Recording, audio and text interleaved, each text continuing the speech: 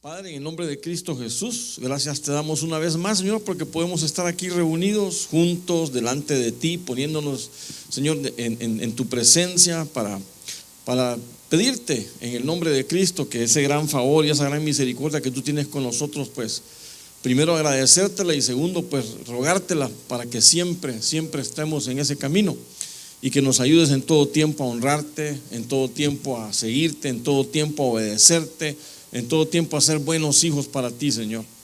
Que te agrademos en todo momento. En el nombre de Cristo, ayúdanos a salir adelante, encamínanos, guíanos y danos siempre el deseo, la pasión por servirte, seguirte y amarte y en todo tiempo andar en tus caminos. Estos momentos de estudio los queremos dejar en tus manos para que tú nos ayudes a poder crecer en tu palabra y ese crecimiento que se manifieste en las demás personas a las que nosotros podemos orientar y encaminar siempre contigo.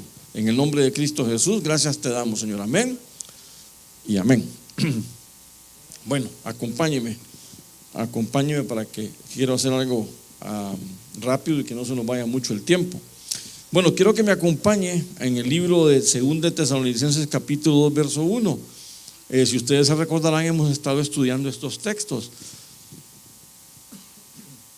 Dice: pero con respecto a la venida de nuestro Señor Jesucristo y a nuestra reunión con Él, os rogamos, hermanos, que no seáis sacudidos fácilmente de vuestro modo de pensar, ni os alarméis ni por espíritu, ni por palabra, ni por carta, como si fuera de nosotros, dice.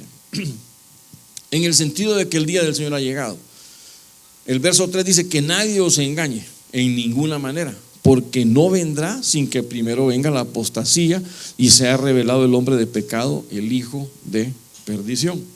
Bueno, ustedes se recordarán que la última reunión las últimas reuniones hemos estado platicando un poco acerca de el regreso de nuestro Señor Jesucristo, su venida y nuestra reunión con Él.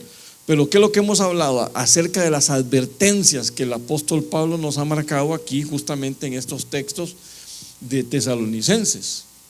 ¿Por qué es importante entender eso? Bueno, porque esas advertencias, como lo vimos en la última reunión, nos incluyen a nosotros como iglesia. Nosotros somos los que tenemos que estar ahí de alguna manera bien apercibidos, rogándole al Señor por el discernimiento para poder entender de que no venga una confusión en nuestra vida, a nuestro entendimiento teológico, no nos vayamos tan lejos, a nuestro entendimiento bíblico, ¿verdad? De que entendemos las verdades bíblicas y las queremos aplicar en nuestras vidas y también las queremos exponer a los demás, que ese es el caso del discipulado, lo que usted y yo hacemos, y por eso es que nosotros estamos realmente aquí desarrollándonos y preparándonos. El punto es que Pablo deja ver ahí rapidito ciertos detalles de los que nosotros tenemos que cuidarnos. Pero me interesa el verso 3, porque el verso 3 es el que dice directamente que nadie os engañe. Que nadie os engañe, dice. Dice que nadie os engañe porque antes que el Señor venga, también le bajamos el volumen al teléfono, por favor. Que nadie os engañe, dice, porque no vendrá. Es decir, hablando de la venida del Señor Jesucristo, no vendrá sin que primero venga la apostasía y se ha revelado el hombre de pecado, el hijo de perdición. Entonces se recuerda que hablamos de esos dos puntitos principalmente el lunes anterior, pero ahora yo quiero centrarme en uno específicamente, y es que son en los tiempos de apostasía. Ahora, ¿por qué me interesa realmente centrarme en tiempos de apostasía? ¿Por qué me interesa realmente que conozcamos bien? Y bueno, solo son algunos puntos que yo traigo mencionados aquí. Esto es algo que tenemos que realmente desarrollar estudios más amplios, porque el problema es que los tiempos de apostasía incluyen a la iglesia, y ese es el problema de todo esto, que ahí estamos incluidos nosotros. Y nosotros como iglesia podemos ser realmente los engañados. Nosotros como iglesia realmente podemos ser los burlados. Y el problema de todo esto es que si a uno de nosotros nos engañan, si a nosotros nos convencen de otra cosa, aunque Pablo dice, nosotros ya deberíamos de estar más que convencidos, porque no solo estamos convencidos, sino que también convertidos a Cristo. Pero siempre hay un pero. Y siempre hay un pero en la sopa, como dicen un buen cocinero, ¿verdad? Porque el problema es que los gálatas, los galatienses estaban convertidos, bueno, primero convencidos y convertidos del camino de Cristo. Sin embargo, alguien llegó ahí a hacerlos tropezar y Pablo les dice, ¿quién los engañó? ¿Cómo es que se dejaron engañar? Hay una versión bien fuerte que dice, ¿quién los embarazó de cosa contraria a las escrituras? Si ustedes corrían bien, si ustedes entendían bien el evangelio, no solo lo entendían, sino que lo aplicaron en su vida, tuvieron fe en el Señor y ahora están dejando el evangelio, están dejando la palabra del Señor por irse por las cuestiones legalistas de la ley, por así decirlo, ¿verdad? Por valga la redundancia. Pero estaban dejando la gracia por volver a la ley. Y Pablo les dice, ¿saben qué? Si ustedes hacen eso, ya no hay más redención para cada uno de ustedes. Entonces, ¿qué le estaba pasando a la iglesia de los Gálatas? De alguna manera estaban retrocediendo. Y eso es apostasía. Lo vivió una iglesia completa. Así que no sería de extrañar que a nosotros también nos pueda morder o mejor dicho, picar el zancudito de una apostasía. ¿Por qué? Porque es fácil caer en ello. No tenemos que señalar a los de Gálatas porque ellos cayeron en eso. Cualquiera puede entrar en esos caminos. Y desgraciadamente hemos visto algunos en tiempos más puntuales, en tiempos presentes, hemos visto algunas iglesias que ya no predican a Cristo.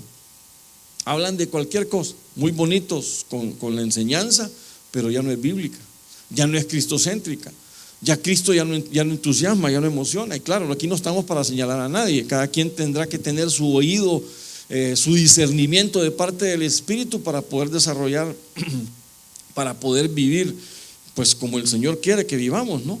Entonces yo creo que continuemos platicando acerca de la apostasía, más que todo con el interés de saber de que eso nos concierne a nosotros. Nosotros somos los que podemos apostatar. ¿Se acuerdan qué era apostasía?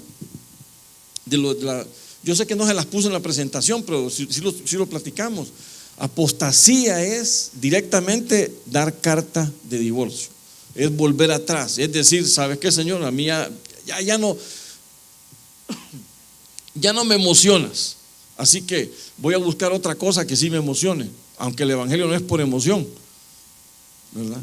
Eso lo dice la Biblia claramente. Aquí las cosas no son por emocionalismo, no son por intereses personales. Esto es por servir al Señor, por agradarlo a Él y por entender de que tenemos una vida aquí con Él y eternamente también, ¿verdad? Que es la que queremos ganarnos todos. Entonces, apostasía es dar carta de divorcio, es darle la espalda. Y entonces, ¿quién puede darle espalda a alguien o quién puede darle carta de divorcio a alguien? ¿Perdón? Sí, alguien, pero lo que me refiero es te entiendo el punto, alguien que endureció su corazón es el que puede dar la carta de divorcio, ¿verdad? Pero el punto es que es porque está casado. Entonces nosotros somos la novia prometida de Cristo y Él viene para casarse con la novia y la novia ya está con la carta de divorcio lista. ¿Qué le parece? Ni se ha casado y ya le está diciendo al Señor, no, ¿sabes qué, Señor? Yo ya no quiero nada contigo.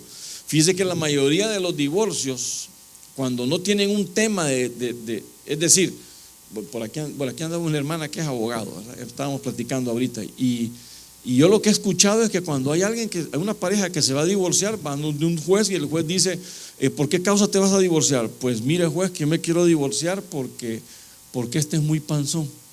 Yo me quiero divorciar porque mi mujer no me fríe la comida. ¿Sabe qué le dice el juez?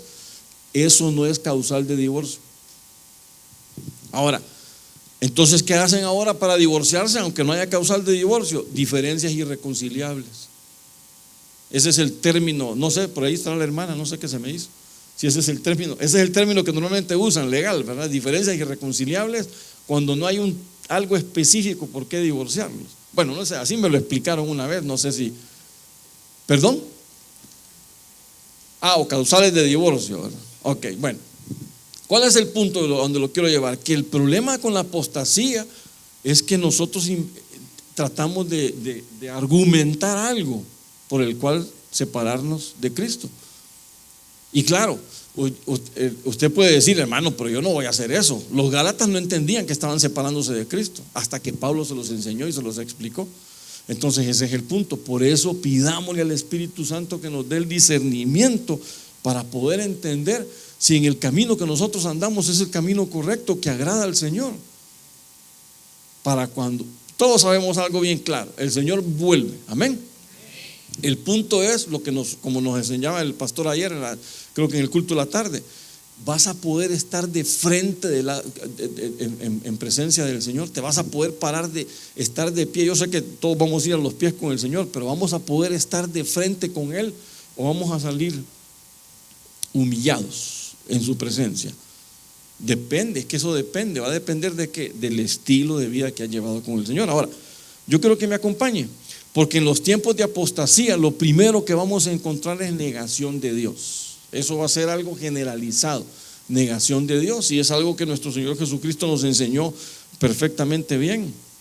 Pero en 2 de Timoteo 3:1 dice Pablo, le está diciendo Pablo a Timoteo: pero debes saber esto, que en los últimos días vendrán tiempos difíciles, porque los hombres serán amadores de sí mismos, avaros, jactanciosos, soberbios, blasfemos, desobedientes a los padres, ingratos, irreverentes, sin amor, implacables, calumniadores, desenfrenados, salvajes, aborrecedores de lo bueno, traidores, impetuosos, envanecidos, amadores de los placeres en vez de amadores de Dios. Note algo: amadores de placeres en vez de amadores de Dios, teniendo apariencia de piedad, pero habiendo negado su poder, dice que a los tales evita. Entonces, Pablo nos da una lista aquí de ¿qué sería? Pues sí, de la antigracia que podríamos nosotros encontrar. Pero Pablo nos da una lista, y ¿sabe qué? El problema es que en esa lista, o que algunas de estas características nosotros como hijos de Dios las tomemos. Por ejemplo, ¿conoce algún hombre que sea amador de sí mismo? Ahora, ese es un ejemplo. Yo no voy a desglosar cada uno de estos porque nos llevaríamos toda la noche y el asunto no es vigilia, es un discipulado.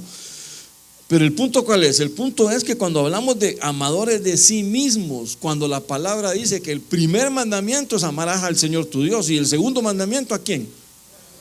Entonces uno queda en tercer lugar. Es decir, vas a amar a tu prójimo como te amas a ti mismo, pero la prioridad la lleva el amor que estás demostrando a tu prójimo. La prioridad la lleva el amor que estás demostrando al que está contigo, el que te ayuda, porque ese es el prójimo, el que te apoya, el que te ayuda, el que va contigo en las buenas y en las malas. Entonces, aquí vemos rápidamente un ejemplo de que cuando viene un hermano y se pone él en primer lugar en vez de al Señor y a su hermano, entonces ya está cayendo en ser amador de sí mismo, y eso quiere decir que está cayendo en la negación a Dios. Y si estamos cayendo en negación a Dios, pues entonces estamos en apostasía. Yo no estoy diciendo que ya caímos, ¿verdad? Porque ya sabemos que de la apostasía hay una apostasía de la cual podemos salir, podemos volver, y hay una apostasía que desgraciadamente no podemos volver. Y creo que siempre hemos hablado de ese clásico ejemplo. Judas entró en una apostasía de la cual ya no hubo retorno, ya no volvió a salir de ahí. ¿Por qué? Porque simplemente entregó o hizo lo que no tenía que nunca haber hecho. Porque Pedro, por su parte, Pedro sí negó al Señor, blasfemó en contra, lo negó, rotundamente dijo: yo no conozco a ese hombre, cuando estuvo 3 años y medio con él, gozando de su presencia, y lo negó, pero al final logró salir perdonado. ¿Cuál fue la diferencia? El arrepentimiento. Y la otra diferencia es que se acercó al Señor a decirle: Señor, tú sabes que hay en mi corazón, tú sabes que te amo. O ahí en ese momento le dijo: te quiero, ¿verdad? Pero había algo que el Señor podía palpar, podía entender y podía ver, cosa que en Judas no pudo hacerlo. Pero bueno, ¿cuál es el punto entonces? Negación de Dios. Viene un tiempo donde todo el mundo va a negar al Señor, y es más, yo no sé si usted lo ha visto, pero hacen entrevistas donde la gente le pregunta: ¿usted es creyente? ¿Creyente en qué? La respuesta es: ¿creyente en qué? Porque si usted me dice creyente en Dios, no, yo no creo en un Dios creador. Prefieren creer la doctrina de Darwin, de la evolución, que creerle a un Dios creador. Y en realidad es más difícil creer la doctrina de la evolución que creer que hay un Dios que creó todas las cosas. Pues es más difícil que algo de la nada apareció, como el acertijo que siempre preguntan, ¿qué es primero, la gallina o el huevo? Bueno, obviamente la gallina es primero. Bueno, entonces sí, pero aquí no, aquí es al revés. Primero salió el huevo y después la gallina. El huevo empolló, a saber qué gallina lo empolló, y de ahí salió un pollo. Me doy a entender con la doctrina de la evolución. O sea, hay ciertos blancos ahí en eso.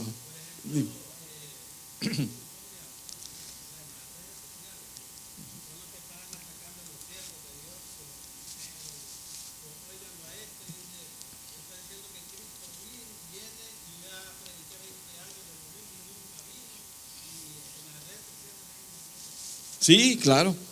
Por suerte, digo por suerte, pues, por una expresión, pero en realidad la palabra ya lo dijo. Pedro dijo, en el tiempo de Pedro ya decían eso. Imagínate si 2000 años después no lo van a estar diciendo. O sea, ese es así. Pero ¿cuál es el problema? Que lo primero que hay es negación de Dios. No quieren saber nada de Dios porque no le conviene, al hombre no le conviene enfrentarse a un Dios santo, y él realmente no está en la santidad de Dios. Miren cómo lo enseñó el Señor Jesucristo. Tal como ocurrió en los días de Noé, así será también en los días del Hijo del Hombre. Comían, bebían, se casaban, se daban en casamiento, hasta el día que Noé entró en el arca, vino el diluvio y los destruyó a todos. Fue lo mismo que ocurrió en los días de Lot. El Señor referenció estos días, los está referenciando el Señor a los días de Noé y a los días de Lot. ¿Qué pasó en los días de Lot? Comían, bebían, compraban, vendían, plantaban, construían. Pero el día que Lot salió de Sodoma, llovió fuego y azufre en el cielo y los destruyó a todos. Fíjese, bueno, lo mismo acontecerá el día en que el Hijo del Hombre sea revelado. Note entonces lo que está diciendo el Señor. El día en que el Hijo del Hombre sea revelado, ¿qué es lo que va a ocurrir? Va a haber secularismo, va a haber, los días van a ser, yo voy a comprar, voy a vender, voy a andar paseando con la familia, voy a ir al cine, voy a ir al súper, compro mis cosas, vendo esto, vendo lo otro. ¿Qué es eso? Están pasivos en el sentido de que ahí no están involucrados en nada de Dios. Y fíjate que el Señor fue indulgente con los días de Lot, porque no habló de la perversión de Sodoma, que por esa causa llovió fuego y azufre del cielo. Sin embargo, él no mencionó ese punto, sino que lo dejó todo en el sentido de que ellos están viviendo su vida tranquila, sin molestarse, pero en ningún momento están considerando a Dios. En ningún momento ahí dice vamos a ir a un culto, en ningún momento ahí dice vamos a ir a compartir la palabra, vamos a ir a llevarle a mis vecinos el mensaje, vamos a ir a este discipulado, vamos a ir a la iglesia a adorar un domingo. No, simplemente están viviendo por vivir, por llenar el tiempo y el espacio. Y el Señor dice, eso mismo va a acontecer, es lo mismo acontecerá. Bueno, aquí ya no me marcó así. Lo mismo acontecerá en el día que sea revelado. ¿Qué son días eso? De negación. Simplemente el hombre no quiere pensar en Dios, el hombre no le interesa entender que va a venir, que hay un juez supremo por sobre todas las cosas y que uno tiene que enfrentar el mandamiento de él. Entonces, son días donde cada quien vive lo suyo y hay una negación completa del Señor. Un punto más, Salmo 53:1 dice para el director del coro, según Mahalat, masquil de David, el necio ha dicho en su corazón. ¿Qué dice el necio? No hay Dios. Entonces, ¿de qué días estamos hablando? De la necedad del hombre.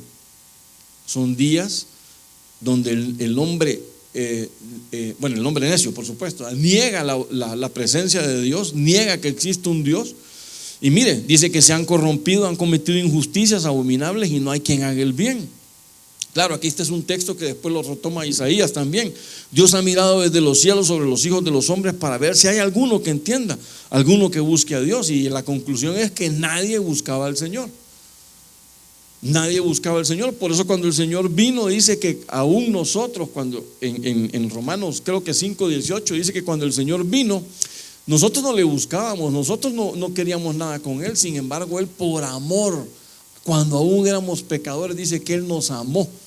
Y entonces, pero ¿cuál es eso? ¿Qué es lo que el Señor nos está enseñando? Nos está enseñando a que no tenemos, como hijos de Dios, ya en Él no tenemos que andar buscando o tener el cuidado de no caer en estos tiempos de apostasía, de negación de Dios. Dice el necio en su corazón: no hay Dios.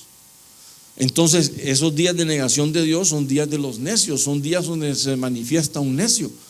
Y esos días, pues hoy están a la orden cabalmente del día, ¿verdad? Son los que más se dejan ver, son los que más se notan que están tratando de negar al Dios. ¿Por qué? Porque automáticamente están como queriendo salirse de su responsabilidad. Cuando tú niegas al Señor, entonces tú estás diciendo: yo no soy responsable ante Dios, yo simplemente soy responsable de mis propios actos, yo soy responsable de mis propias actitudes. Pero cuando tú tienes a Dios de frente, entonces tú eres responsable ante Él de todo lo que tú y yo podemos hacer, pensar y actuar. Entonces eso cambia un poco el panorama de las personas. Ahora, no solo son días de negación de Dios, también son días de negación de Cristo. Mira lo que dice Juan 2:18, hijitos. Primera de Juan 2:18, perdón, es la última hora. Y así como oíste que el anticristo viene, también ahora han surgido muchos anticristos. Por eso sabemos que es la última hora. Nota lo que está diciendo Juan. No, creo que eso es el texto que tenía aquí yo. Entonces, ¿por qué dice Juan que es la última hora? Porque ya oíste que el anticristo viene. Ahora, ¿quién es un anticristo? El que esté en contra. El que esté en contra, que se opone al Señor Jesucristo. O el que lo imita, también entra en esa categoría, porque lo imita para mal, lo imita porque quiere que lo sigan a Él en vez de seguir al Señor Jesucristo. Dice que también ahora se han surgido muchos anticristos. Hoy en este tiempo presente, incluso que nosotros vivimos, uno se le queda viendo a muchos líderes mundiales y uno piensa si eso no es, ¿verdad? Hay que ver si sobarle un poco la cabeza, a ver si detrás del pelo hay un par de cachos por ahí, porque te da la espina, ¿verdad? Por lo que quieren, lo que andan implementando. Pero bueno, la meta de la iglesia no es andar buscando quién es, sino entender que ya están. Entender que ya están y que ese tipo de situaciones pueden venir en contra de la iglesia. ¿Por qué? Porque esos son los primeros que quieren engañar. Y por eso Pablo lo dice anteriormente: no os dejéis engañar. El Señor Jesucristo, cuando habló en Mateo capítulo 24, cuando habló acerca de la escatología, lo primerito que dijo: cuidado, se dejan engañar, cuidado, os engañan. ¿Por qué será que él dice eso? ¿Por qué será que Pablo después hace ese énfasis? ¿Por qué será que Pablo después va a la iglesia de los Gálatas y les dice: ¿quién los ha engañado a ustedes para cambiar el rumbo del camino? Entonces hay que tener cuidado. ¿Por qué? Bueno, ya hay un espíritu de anticristo surgiendo en muchos, y seguramente que muchos han tomado los púlpitos, porque el mismo Juan así lo dice. No sé si aquí lo tengo. Primera de Juan 4:2 dice: en esto conocéis el Espíritu de Dios. Todo espíritu que confiesa que Jesucristo ha venido en carne es de Dios. Y todo espíritu que no confiesa a Jesús no es de Dios. Este es el espíritu del anticristo, el cual habéis oído que viene y que ahora ya está en el mundo. Entonces, una identificación clara es si confiesa o no a Cristo. Aunque honestamente les digo algo, ya hoy se ven cosas raras, ¿verdad? El otro día estaba viendo un video de un español. Yo no sé si él era predicador, no sé, pero él andaba entrevistando a la gente ahí en una plaza en España, creo que Mallorca, creo que decía que era el lugar. Pero el punto es que él preguntaba a los jóvenes, principalmente se enfocó en jóvenes, y él decía, le llamaba a los jóvenes y les decía: ¿tú crees en Jesucristo? ¿En quién decían algunos? En Jesucristo. Entonces ellos decían: ¿y él quién es?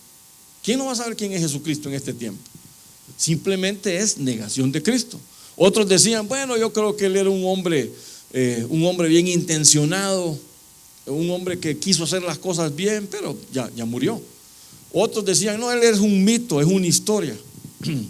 De 10 entrevistas que yo lo alcancé a escuchar, ninguno dijo: yo soy de Cristo. Ninguno dijo: yo conozco al Señor Jesucristo. Nadie, ninguno. Y eran jóvenes en España. Entonces, ¿qué es lo que está pasando entonces ahorita? Que hay una negación de Cristo. ¿Por qué? Porque el hombre quiere evadir su responsabilidad. El hombre cree que él mismo puede alcanzar una salvación. Y es que claro, han habido religiones que desgraciadamente han sembrado ese error en las personas, ¿verdad? Haz esto, haz lo otro, y haz aquí, haz allá, y te vas a ganar el cielo. No, hermano, si el cielo no se gana por lo que hacemos. Creo que ya todos estamos claros con eso, ¿verdad? Y si alguno tiene duda, lo pasamos aquí enfrente para desenchamucarlo también. Porque realmente sabemos que el cielo no hay manera de que tú y yo podamos estar ahí. Amén. Entonces, bueno, negación de Cristo. A ver si tenía algo más. En Judas 1:4 dice: pues algunos hombres se han infiltrado encubiertamente. Miren, hombres que han tomado los púlpitos para negar al Señor Jesucristo, los cuales desde mucho antes estaban marcados para esta condenación, dice. Impíos que convierten la gracia de Dios en libertinaje y niegan a nuestro único soberano y Señor Jesucristo. Ahora, Judas está hablando ¿a quién? A la iglesia, y le está diciendo: se han infiltrado, se nos han infiltrado encubiertamente personas, se nos han infiltrado encubiertamente disque hermanos, pero ahora diciendo de que ya no tienes que vivir apegado a Cristo, de que ya no hay ningún problema con vivir de otra forma. No. Entonces dice que convierten la gracia, hacen una conversión, convierten la gracia en libertinaje. Entonces, en ese punto de vista, ya echan a perder todo. ¿Por qué? Porque Cristo, con su gracia, lo que nos ofrece es libertad. Libertad del yugo del pecado, libertad de la esclavitud del pecado, que tú y yo vivamos libres para no sentirte oprimido por el pecado. Y esto lo cambian en libertinaje. Es decir, agarran la gracia y te dicen: bueno, ¿sabes qué? Como la gracia es el perdón de todos tus pecados, ahora tú vive como tú quieras porque el Señor ya te perdonó. Perdón. Pablo dijo claramente: todo me es lícito, no todo me conviene. Todo me es lícito, pero no me voy a dejar dominar de ninguna de esas cosas. Entonces Pablo centra bien el triángulo, por así decirlo, de la decisión, en el sentido de que aunque todas las cosas son lícitas para ti y para mí, tenemos que saber qué sí y qué no tenemos que hacer. Qué sí, qué cosas son las que agradan a Dios y qué cosas son las que ofenden al Señor. Porque entonces estaríamos equivocando el camino. Con nuestras acciones podríamos estar negando a nuestro Señor Jesucristo. Niegan al único soberano y Señor Jesucristo. Entonces, negación de Dios, negación de Cristo. También tenemos la negación de la fe. Y dice ahí la palabra en Judas 1:3: amados, por el gran empeño que tenía en escribiros acerca de vuestra común salvación, he sentido la necesidad de escribiros exhortándonos a contender ardientemente por la fe que una vez y para siempre fue entregada a los santos. Pues algunos hombres se han infiltrado encubiertamente, el mismo verso que leímos antes, ¿verdad? Los cuales desde mucho antes estaban marcados para esta condenación, impíos que convierten la gracia de Dios en libertinaje y niegan a nuestro único soberano, el Señor Jesucristo. ¿Cuál es el punto aquí? ¿Por qué se niega la fe? Número uno, porque se niega al Señor Jesucristo. Número uno. Número dos, porque están convirtiendo la gracia en libertinaje. Y número tres, por eso dice ahí Judas, que nosotros necesitamos contender ardientemente por esa fe.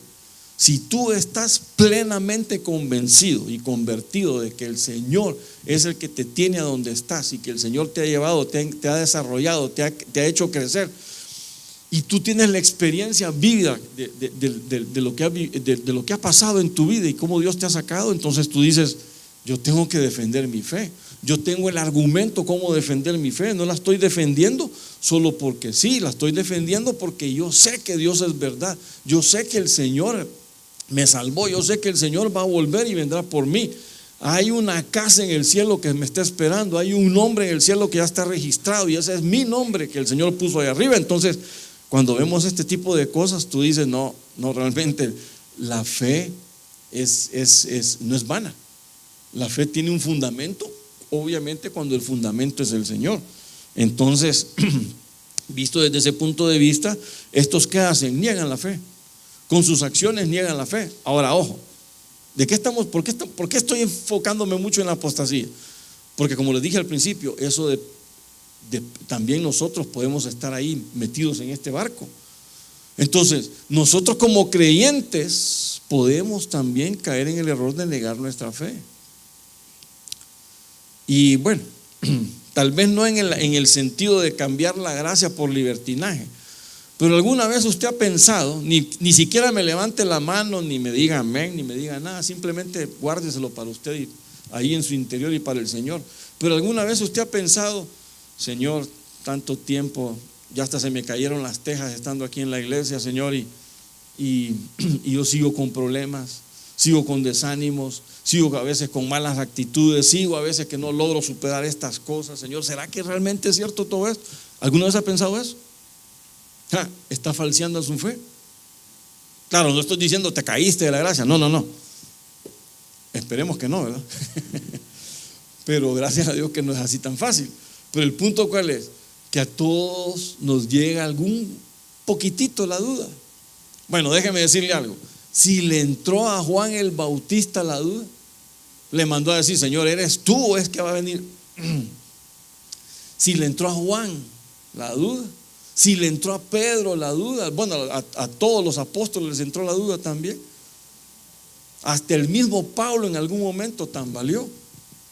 Entonces, guardando mucho las distancias entre lo que ellos hicieron y con nosotros, ¿a quién no le va a entrar duda de esto?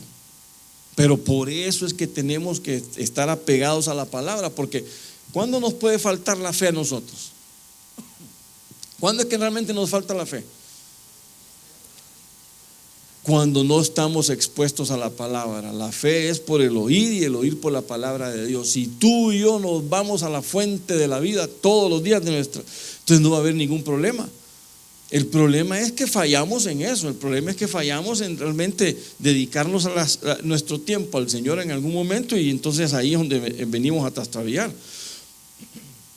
Dice Timoteo 4:1, 1 Timoteo 4:1, pero el Espíritu dice claramente que en los últimos tiempos algunos apostatarán de la fe.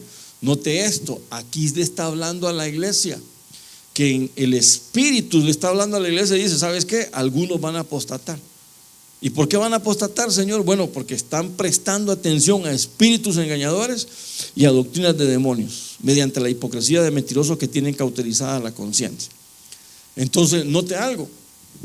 Por eso es el peligro que tenemos dentro de la iglesia, que de repente empezamos a escuchar voces que no debemos de escuchar, pero de repente traen algo nuevo, algún sentido nuevo, alguna disque revelación nueva, y empiezan a tergiversar completamente la escritura.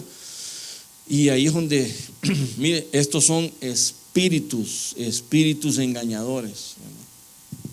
¿Sabe de dónde salen este tipo de cosas?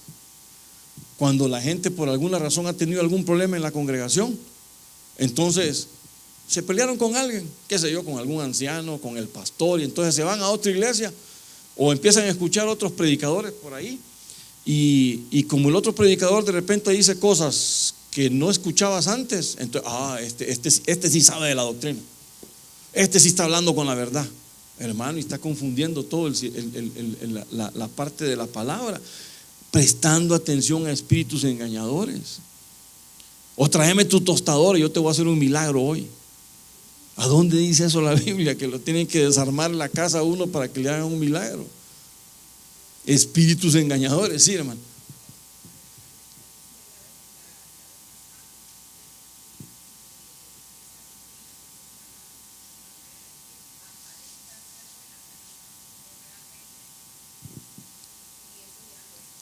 Claro, por supuesto, porque son estos tipos de personas que son hipócritas, que son mentirosos y que tienen cauterizada la conciencia, y que lo único que andan buscando es beneficiarse del rebaño.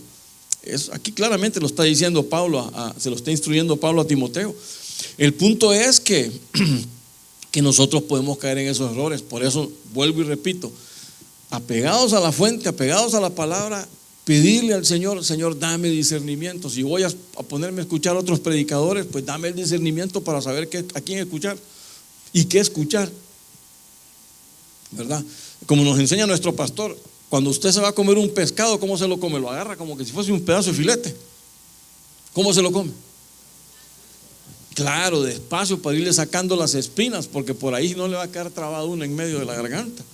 Entonces, ¿cuál es el punto ahí? Que tenemos que aprender a buscar cuando escuchamos a otro predicador, incluso los que invitan, cuando lo escuchemos a ellos, escuchémoslo buscando si hay alguna espina dentro de la carne para que no vayamos a caer en ella, ¿verdad? ¿Perdón? Discernir el espíritu. Por eso es que tenemos que tener discernimiento de parte del Señor para hacerlo. Entonces mire, negación de Dios como el Padre, negación del Señor Jesucristo, negación de la fe y también negación de la doctrina, que es muy importante. Según de Timoteo 4:3 dice: porque vendrá tiempo cuando no soportarán la sana doctrina, sino que teniendo comezón de oídos acumularán para sí maestros conforme a sus propios deseos, y apartarán sus oídos de la verdad y se volverán a mitos. Mire qué tremendo. Cuando habla de que se vuelven a mitos, ¿de qué cree que está hablando? Están hablando de invención, de falsedades, de ficción. Para algunos la ficción son religión de culto. Y si no, vaya a ver cuando pasaron las películas estos de los Vengadores, salía llorando la gente bueno, eso es, simplemente estoy ilustrando nada más, ¿verdad? No estoy diciendo que eso es una religión, pero vamos al hecho. ¿Por qué la gente va a un cine y sale llorando del cine? Sí, claro, lo agarraron del alma y lo pegaron una revolcada horrible, ¿verdad? Entonces, eso es lo que pasa, por ilustración, eso es lo que pasa aquí. Apartan sus oídos de la verdad, se vuelven a los mitos, se vuelven a lo que es ficción, pero quedan tan efervescente con eso que se creen esa mentira y ahora viven en una mentira. Se toman la mentira. Dice que, bueno, este es bien delicado. Dice que acumulan para sí maestros conforme a sus propios deseos. Es algo que marca la apostasía. ¿Por qué? Porque ni tú ni yo estamos para satisfacer nuestros deseos, estamos para satisfacer el deseo del Señor. Y Él es el que nos satisface a nosotros. Entonces, esa es la gran diferencia de todas estas cosas. Entonces, ¿qué dice Pablo? Acumularán para sí maestros conforme a sus propios deseos. Eso es como que yo te venga a hablar linduras en el sentido de que mira, vos podés de aquí en adelante podés vivir tu vida como a ti te plazca, podés tener 2, 3 o 4 o 5 mujeres, no hay ningún problema. Si David las tuvo, y casi Dios le dijo algo a David por eso. El problema es que imagínate tener 1000 suegras. ¿Qué vas a hacer con 1000 suegras? Y no puedes ni con la que tenés. Hermano, empiezan a modificar la palabra de acuerdo a sus propios deseos. Y los deseos del hombre siempre están en contra de los deseos de Dios. Esa es una naturaleza que no podemos romper. Ese es lo que hemos caído siempre. Sí.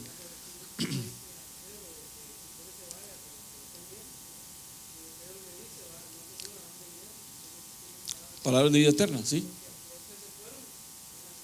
Buscando sus propios deseos.